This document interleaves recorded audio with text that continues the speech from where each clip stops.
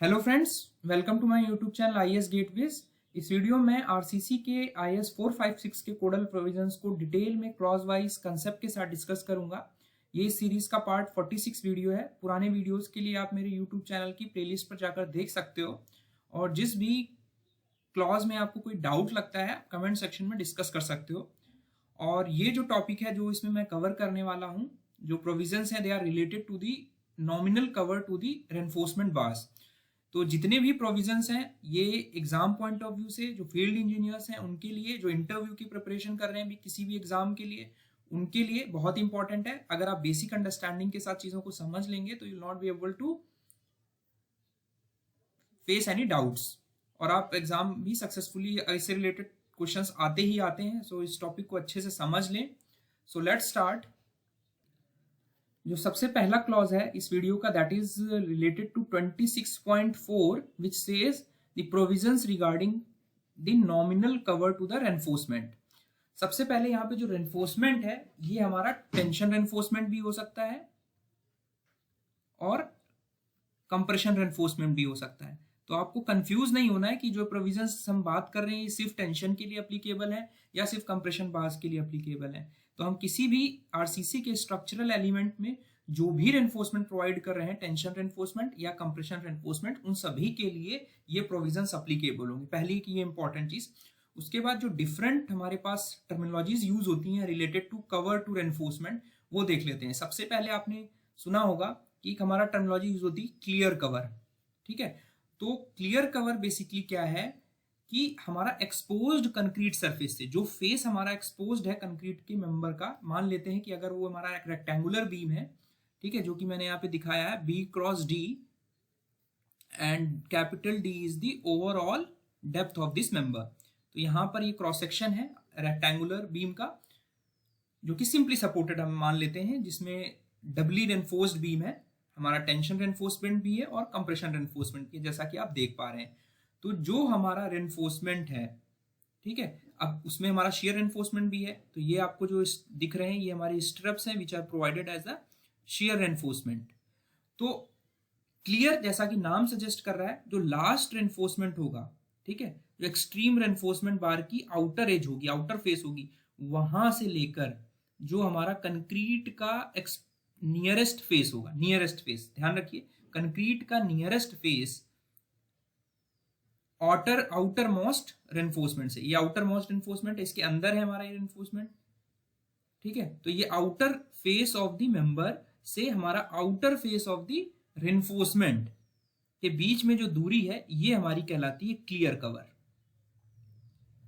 ठीक है, तो यहां पे एक इंपॉर्टेंट चीज ध्यान रखनी है कि इसमें जो हमारी प्लास्टर होगी, अगर आपने आरसीसी मेंबर में कोई प्लास्टर कर रखा है या कोई आर्किटेक्चरल पॉइंट ऑफ व्यू से कोई फिनिशिंग कर रखी है, तो वो इसमें थिकनेस में इंक्लूड नहीं होगी। तो ये एक इंपॉर्टेंट चीज है, ध्यान रखनी है आपको।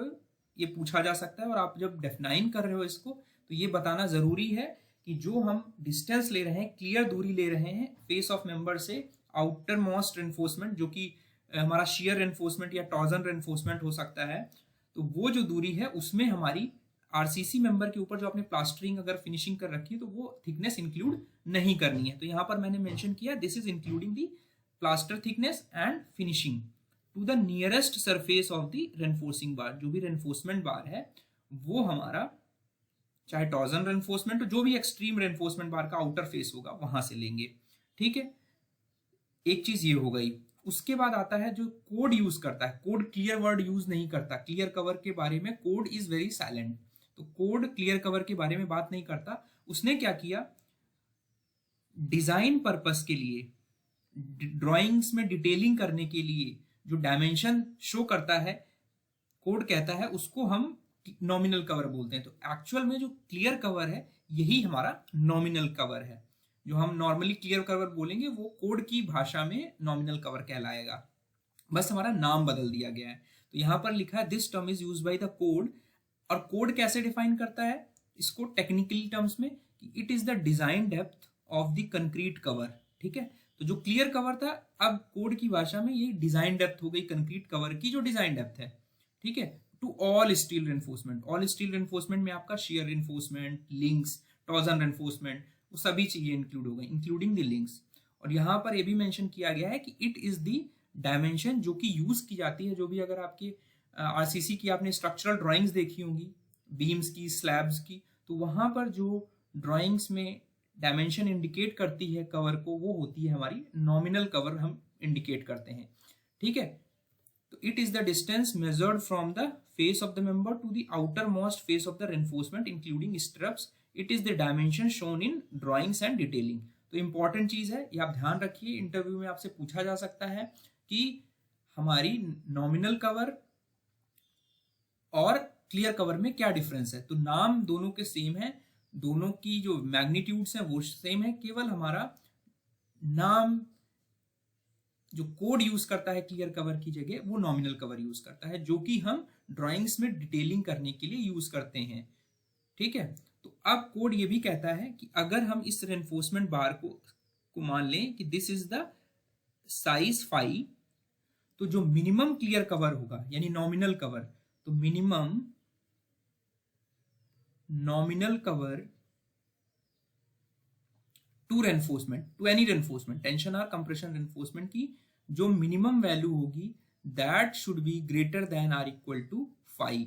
और 5 अगर अलग अलग डायमीटर्स के हैं तो जो 5 लार्जेस्ट होगा। ये कोड में क्लियरली लिखा नहीं, तो मैं आपको बता दे रहा हूं कि अगर आप अलग अलग साइज के डायमीटर बार यूज कर रहे हैं, तो जो maximum diameter of the longitudinal reinforcement बार है, उससे हमारा जो नॉमिनल कवर है बेसिकली, वो हमेशा ज्यादा होना चाहिए। ये एक एग्जाम पॉइंट ऑफ व्यू से एक क्वेश्चन बनता है, जो कि आप सभी एग्जाम के पॉइंट ऑफ व्यू से इंपॉर्टेंट है। ठीक है, it should not be less than diameter of the bar. और ये जो डायमीटर ऑफ द बार है बेसिकली ये रेनफोर्समेंट बार है, मेन रेनफोर्समेंट बार है। इसमें इसको आप उससे मत रिलेट करिएगा कि स्ट्रप का जो टॉर्जन रेनफोर्समेंट में हम स्ट्रप्स प्रोवाइड कर रहे हैं उस बार का डायमीटर है। तो जो मेन रेनफोर्समेंट बार है, चाहे वो टेंशन रेनफोर्समेंट हो या कंप्रेशन रेनफोर्समेंट है, उसमें जो मैक्सिमम साइज होगा रेनफोर्समेंट बार का, उससे हमारा नॉमिनल कवर कम नहीं होना चाहिए। ठीक है, उसके बाद एक थर्ड टर्मिनोलॉजी यूज की जाती है which is known as effective cover. Effective cover जो है, this is related to the जो हम डिजाइन कैलकुलेशंस करते हैं, वहां पे ये डायमेंशन हमारी यूज होती है। तो सिंपली आपने पढ़ रखा होगा कि अगर ओवरऑल डेप्थ हमारी कैपिटल डी है और इफेक्टिव डेप्थ हमारी स्मॉल डी है, जो कि मैंने आपको बताया था कि जो आपका रेनफोर्समेंट है एक्सट्रीम कंप्रेशन फाइबर से जो centroid of the tension reinforcement है, वो जो दूरी है वो हमारी इफेक्टिव डेप्थ है। तो जो ओवरऑल डेप्थ है माइनस डी स्मॉल डी, तो हमारा आ जाएगा इफेक्टिव कवर। तो आप इसको कैसे डिफाइन कर सकते हो कि ये हमारा डिस्टेंस है जो कि face of member, extreme face of the member जो आरसीसी मेंबर है, वहां से लेके centre of area of main reinforcement, main reinforcement यानी जो हम फ्लेक्चरल रेनफोर्समेंट प्रोवाइड कर रहे हैं, उसके सेंट्रॉइड से जो एक्सट्रीम फेस है हमारे आरसीसी मेंबर का, एक्सक्लूडिंग प्लास्टर थिकनेस फिनिशिंग, वहां से जो वो दूरी बन रही है, यानी ये दूरी, ये हमारा सेंटर ऑफ मेन रेनफोर्समेंट है। यहां से जो दूरी हमारी बन रही है, दिस इज इफेक्टिव कवर।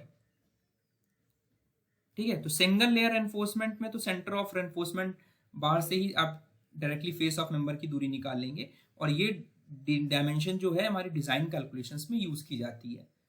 अब अगर हमारे मल्टीपल लेयर्स में आपने रेनफोर्समेंट प्रोवाइड किया हुआ है, तो आपको एक सेंट्रॉइड निकालना होगा। तो मान लेते हैं कि centre of area of main reinforcement ये लाइन है, तो हमारी जो एक्सट्रीम कंप्रेशन फाइबर से जो दूरी है इसकी, ये हमारी इफेक्टिव डेप्थ हो जाएगी, और इस टोटल डेप्थ से हम इफेक्टिव डेप्थ को अगर सब्ट्रैक्ट कर देंगे तो we will get the effective cover. या अगर हमारे पास क्लियर कवर अवेलेबल है, यानी एक्सट्रीम रेनफोर्समेंट जो हमने प्रोवाइड किया वहां से जो दूरी है, क्लियर कवर प्लस जो आपने ये स्ट्रप्स प्रोवाइड किए हैं उसका डायमीटर, प्लस जो हमारा अगर सिंगल लाइन रेनफोर्समेंट था तो उसमें हाफ डायमीटर, यानी डायमीटर ऑफ मेन रेनफोर्समेंट का अगर आधा कर देंगे तो आप इसके सेंटर पे पहुंच जाएंगे। तो इसके सेंटर से एक्सट्रीम कंप्रेशन फाइबर की जो दूरी है वो हमारी हो जाएगी इफेक्टिव कवर। तो यहाँ पर आप देख भी रहे हैं, जो क्लियर कवर है, जो एक्सट्रीम कंप्रेशन, एक्सट्रीम रेनफोर्समेंट के आउटर फेस से face of nearest face of RCC member तक है, for main bar is the nominal cover. Clearly लिखा हुआ है कि जो क्लियर कवर है मेन रेनफोर्समेंट बार का, वही कोड नॉमिनल कवर के टर्म्स में बात करता है, कि जो कि टेबल 5.1 में दिया हुआ है। अभी टेबल हम बात करेंगे किस टेबल की बात कर रहा है। अब आते हैं कि जो ये कवर हम प्रोवाइड कर रहे हैं रेनफोर्समेंट के लिए, ये पर्पस क्या है इसको प्रोवाइड करने का। पहला है कि हम अपने आरसीसी मेंबर में स्ट्रक्चरल रेनफोर्समेंट स्टील प्रोवाइड कर रहे हैं to take care of the tensile stresses, उसको कोरोजन से प्रिवेंट करना। अब कोरोजन बेसिकली कहाँ पर होगा हमारा, जहां पर हमारा बहुत वेटी क्लाइमेट होगा, ह्यूमिड क्लाइमेट होगा, कोस्टल एरियाज होंगी,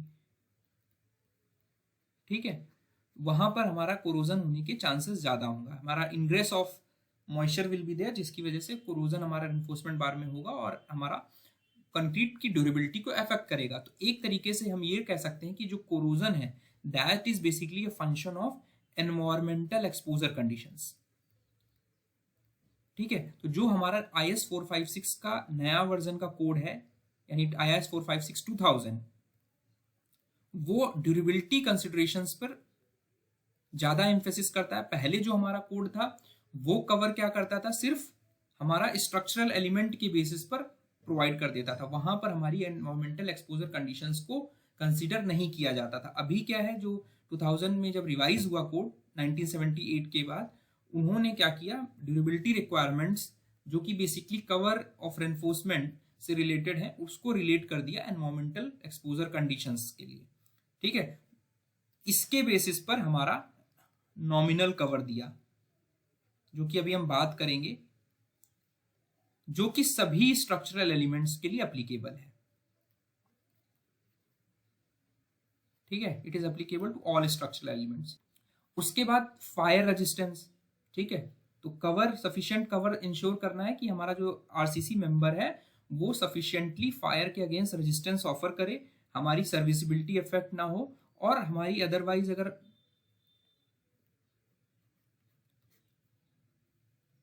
फायर रेजिस्टेंस अप्रोप्रिएट नहीं होगी तो कंक्रीट की स्पेलिंग हो जाएगी, जो बॉन्ड है दोनों के बीच में, रेनफोर्समेंट और कंक्रीट के बीच में, वो डैमेज हो जाएगा। तो ये इंश्योर करने के लिए कि हमारा सफिशिएंट एम्बेडमेंट हो, ठीक है, to enable them to stressed without slipping, हमारी स्लिपिंग ना हो, इसलिए भी जरूरी है कि हमारा रेनफोर्समेंट के अगेंस्ट सफिशिएंट कवर अवेलेबल होना चाहिए। स्लिपिंग का मतलब है कि जो बॉन्ड बना हुआ है उसको इंश्योर करने के लिए, सो दैट हमारी जो स्ट्रेसेस हैं वो एडुकेटली डेवलप हों और स्लिपिंग ना हो, तो इस चीज को इंश्योर करने के लिए हमारा adequate cover is most important. तो ये 3 रीजंस हैं जिसकी वजह से हम कवर हमें प्रोवाइड करना ही करना है as per recent provisions of the code. तो जो नॉमिनल कवर ड्यूरेबिलिटी रिक्वायरमेंट्स को मीट आउट करने के लिए दिए कोड ने, वो दिए नॉर्मल वेट एग्रीगेट्स के लिए। ध्यान रखना है कि जो कोड ने हमारे नॉमिनल कवर्स की वैल्यूज दी हुई हैं वो हमारी मिनिमम वैल्यूज हैं, पहली चीज तो ये, ठीक है। ऐसा नहीं है आपको यही प्रोवाइड करनी है, these are the minimum values. जो भी डिजाइनर डिजाइन कर रहा है कोई भी स्ट्रक्चरल एलिमेंट, वो ये ध्यान रखेगा कि आपकी किसी भी स्ट्रक्चरल एलिमेंट में मिनिमम नॉमिनल कवर इतना रहे फॉर नॉर्मल वेट एग्रीगेट्स। और दूसरे और भी एग्रीगेट्स होंगे जिसके अभी बारे में हम ब्रीफ में डिस्कस कर लेंगे। जैसे लाइट वेट एग्रीगेट जैसे आप जाएंगे तो वहां पर कोरोजन के चांसेस और फायर रेजिस्टेंस रिड्यूस होने की वजह से वहां पर हमारी कवर की रिक्वायरमेंट बढ़ जाएगी, ठीक है। हैवी वेट एग्रीगेट्स में कवर की रिक्वायरमेंट कम हो जाएगी। तो जो कोड बात कर रहा है ये नॉर्मल वेट एग्रीगेट्स के लिए बात कर रहा है, जो कि सभी reinforcement, to all reinforcement including links, ठीक है, बिकॉज ये नॉमिनल कवर है तो इसमें सभी टाइप के रेनफोर्समेंट इंक्लूडेड है, because outer face of any reinforcement लेना है। और ये किस पर हमारा डिपेंड कर रहा है, this is basically a function of exposure condition. Exposure condition पर मैं डिटेल्ड प्रीवियस वीडियोस में बहुत अच्छे से एक्सप्लेन कर चुका हूँ IS 456 की सीरीज में, आप उससे जरूर देखें, आपको बेसिक अंडरस्टैंडिंग हो जाएगी कि एक्सपोजर कंडीशंस जो है एनवायरमेंट की वो कैसे डिसाइड कर रही हैं हमारी ड्यूरेबिलिटी को कंक्रीट की स्ट्रक्चर की। तो कोड ने क्या कहा कि एक्सपोजर कंडीशन हमारी 5 होती हैं बेसिकली, उसके अकॉर्डिंग आपको मिनिमम कवर प्रोवाइड करना है, ये आपको याद रखना है, इससे क्वेश्चंस आते ही आते हैं हर एग्जाम में। तो माइल्ड के लिए 20 mm होना है, मॉडरेट के लिए 30 mm, सीवियर के लिए 45, वेरी सीवियर के लिए 50 एंड एक्सट्रीम के लिए 75। पहले कोड क्या करता था, जो 1978 में था, उसने क्या किया था, मैक्सिमम नॉमिनल कवर रिस्ट्रिक्ट किया था 75 mm से, बट अभी वो प्रोविजंस हटा दिए गए हैं 2000 में। There is no restriction of maximum nominal cover as per IS 456। तो आप जैसे जैसे देख रहे हैं कि एक्सपोजर कंडीशन हमारी उसकी सीवियरिटी बढ़ रही है, वैसे वैसे हमारा नॉमिनल कवर की वैल्यूज बढ़ रही हैं, ठीक है। अब कुछ नोट्स कोड ने डाले कि अगर हमारा माइल्ड एक्सपोजर कंडीशन है, ठीक है। तो माइल्ड एक्सपोजर कंडीशन में अगर आप रेनफोर्समेंट बार जो आपने यूज किया है उसका डायमीटर अगर 12 mm से कम है, तो उस केस में आप कवर को 5 mm रिड्यूस कर सकते हो। ठीक है, यानी कि 20 mm मिनिमम नॉमिनल कवर था, उस केस में आप 15 mm प्रोवाइड कर सकते हो, but this condition is applicable only for mild reinforcement. ठीक है, ये तो क्लियर है कि अगर आपने डायमीटर ऑफ बार छोटा कर दिया तो ऑब्वियस है कि आप जो कवर है, नॉमिनल कंक्रीट कवर है, उसको 5 mm तक रिड्यूस कर सकते हो। ये based on the practical and results fields में किए गए हैं, उसके बेस एक्सपीरियंस के बेसिस पे ये रिकमेंडेशन कोड ने दी। उसके बाद ये कहा गया कि जो हमारी सीवियर और वेरी सीवियर एक्सपोजर कंडीशन है, अगर इन एक्सपोजर कंडीशन में आप M35 ग्रेड की कंक्रीट यूज कर रहे हो, ठीक है, सपोज कि सीवियर में आपकी मिनिमम ग्रेड ऑफ कंक्रीट आपको M30 यूज करनी थी और आप M35 यूज कर रहे हो, तो उस केस में आप मिनिमम कवर से 5 mm कम कर सकते हो नॉमिनल कवर। बट ये कंडीशन हमारी सिर्फ सीवियर और वेरी सीवियर एक्सपोजर कंडीशन में, यानी आप 45 mm की जगह 40 mm यूज कर सकते हो। ठीक है, 5 mm आप लेस कर सकते हो, बट कंडीशन ये है कि सीवियर एक्सपोजर कंडीशन में आपका M35 या उससे ज्यादा ग्रेड की कंक्रीट आपने यूज की हो। ठीक है, तो ये एक इंपॉर्टेंट प्रोविजन है। दूसरी चीज अब क्या है, बिकॉज ये हमारे जो कवर हैं ये मिनिमम नॉमिनल कवर हैं फॉर नॉर्मल वेट एग्रीगेट्स, तो जो मिनिमम कवर है, अब कोई भी डिजाइनर कोई भी स्ट्रक्चर आपका डिजाइन कर रहा है, तो जो भी एक्चुअल कंक्रीट कवर आएगा डिजाइन के बाद, एक्चुअल कंक्रीट कवर, यहाँ पे कम कंक्रीट कवर यानी अगर सिर्फ लिखा हुआ तो it is nominal cover, basically clear cover. Actual concrete cover should be greater then required nominal cover. ठीक है, तो इन दोनों में वैल्यूज हो सकता है साइट पे जो आप प्रोवाइड करोगे एक्चुअल में, that is actual concrete cover, और जो डिजाइनर ने स्पेसिफाई किया है this is required nominal cover specified by designer.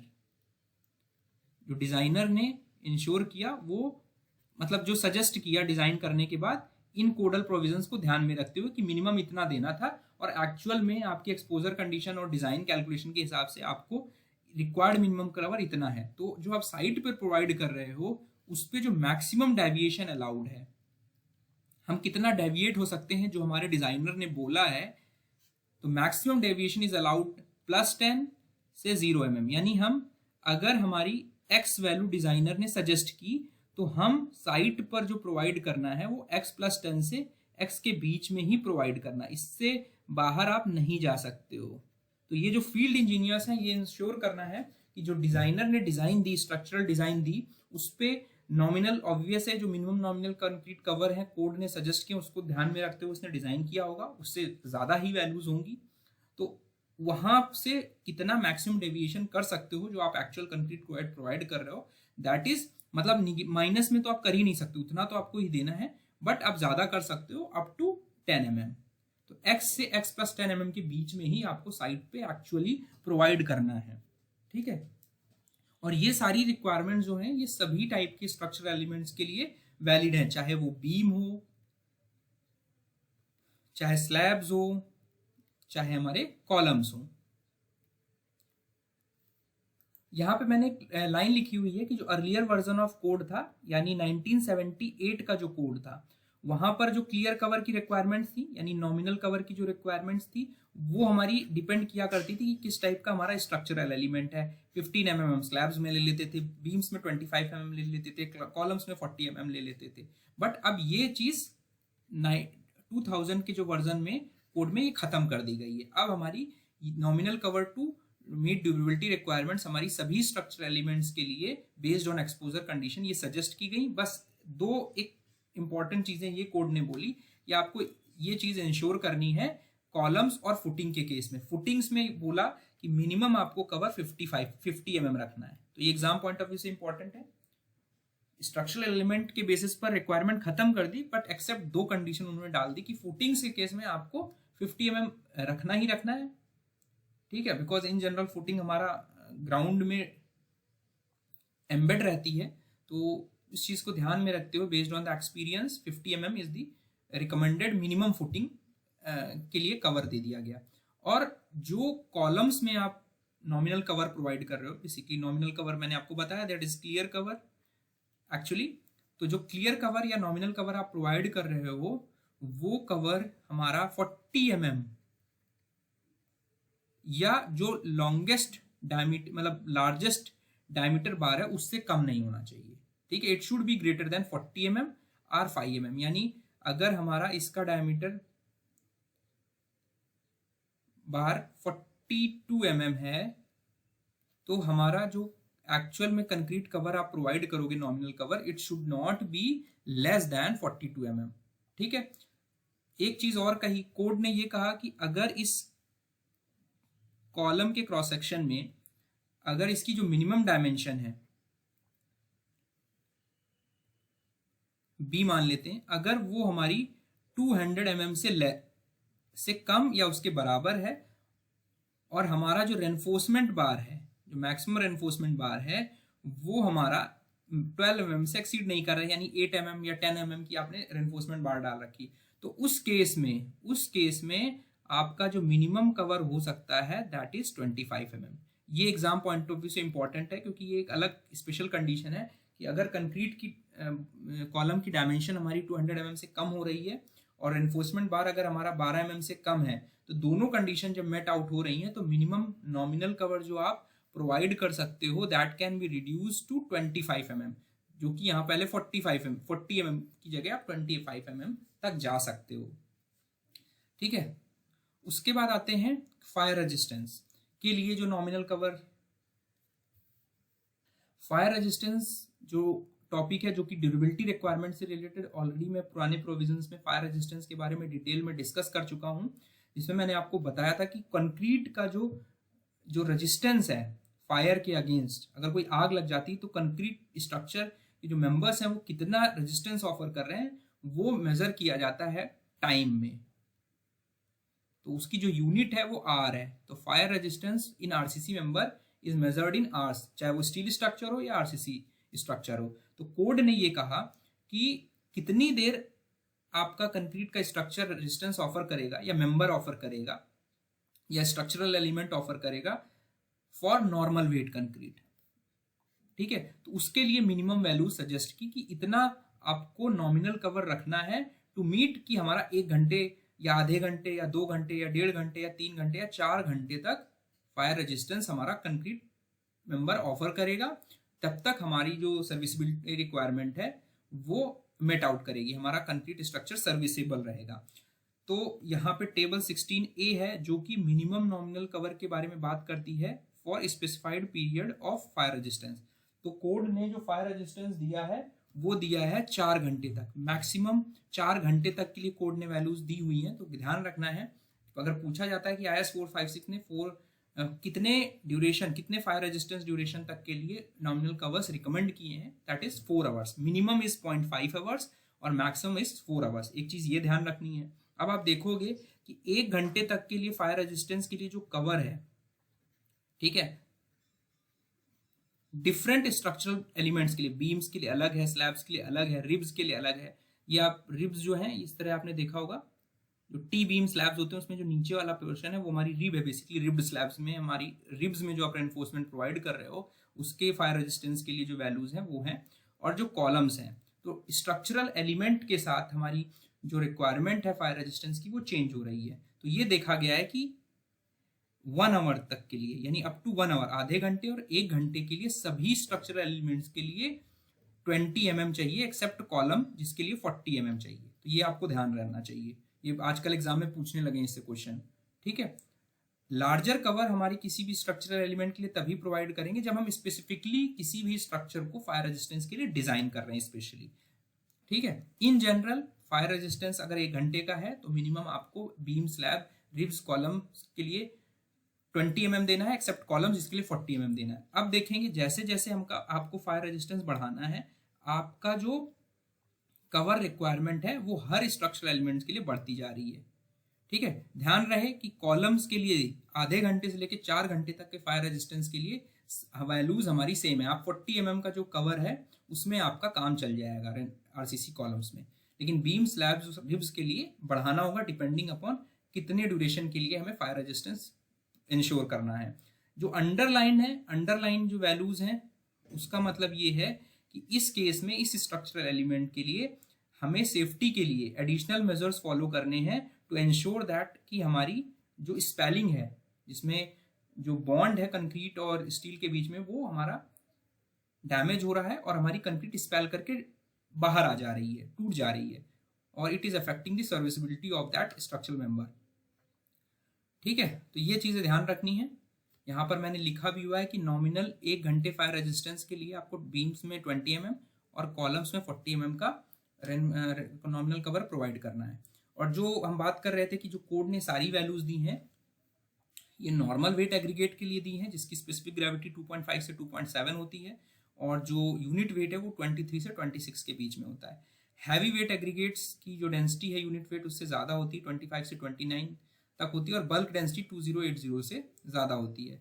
और लाइट वेट एग्रीगेट्स की जो यूनिट वेट है वो 12 किलो न्यूटन पर मीटर क्यूब से होती है, और जो बल्क डेंसिटी है वो 1120 से कम होती है। तो जैसे ही अगर आप नॉर्मल वेट की जगह लाइट वेट एग्रीगेट यूज करोगे तो फायर रेजिस्टेंस के करस्पॉन्डिंग जो जो नॉमिनल कवर की रिक्वायरमेंट है वो बढ़ जाएगी।